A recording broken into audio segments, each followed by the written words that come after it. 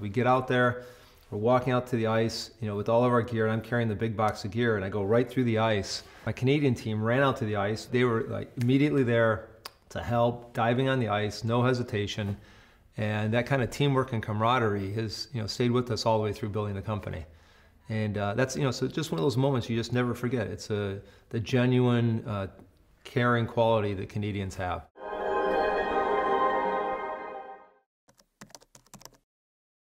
Canada has some amazing universities spread out through the country. You got a great wireless tech population up in Toronto. You've got amazing software talent in Vancouver. You got a prime minister who's behind startups and innovation and making it easy for people to come into the countries. And above and beyond that, if you think about being an easy place to do business, the government of Canada in the C100, it's like you're in this special club where you have all these extra people helping you, helping us at Mobile World Congress in Barcelona. We had folks from Canada that were more connected in Barcelona than the people in Barcelona. And that's the advantages of a smaller country like Canada. You can really get the attention of people that can move the needle.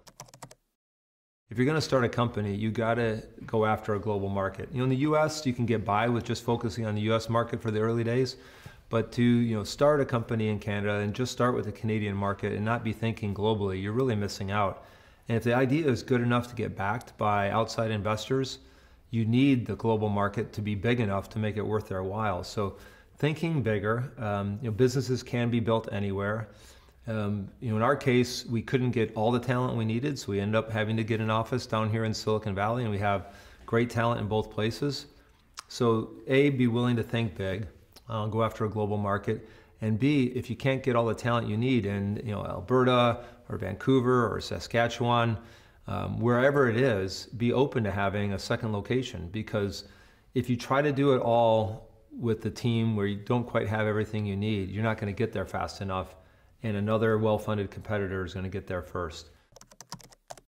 I grew up as a huge fan of Thomas Edison. He was my childhood hero, and he talked about the thousands of materials he tried for the filament on the light bulb before he got to the right one. And his mentality was, well, every failed experiment means I'm one step closer, one experiment closer to getting to the solution. And that's always stuck with me. And here it is years later. I'm now on the Thomas Edison Innovation Board, and I'm helping spread that idea of invention and entrepreneurship around the world.